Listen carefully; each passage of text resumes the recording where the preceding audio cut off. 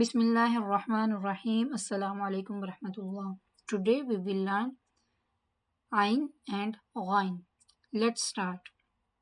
The first letter is Ain. It is one of the throat letters. It comes out from the middle part of the throat. Ah. Repeat with me. Ah, ah, ah. Don't say it ah. It is not Hamza. It is ah. Try to practice it when you are alone. You will get it inshallah. The next letter is Gha. It is also one of the throat letters. Makhraj of Gha is it comes out from the upper part of the throat and it is a thick word. Gha. Repeat with me. Gha, Gha, Gha. Don't say it like Gha. It is not Gha. It is Gha.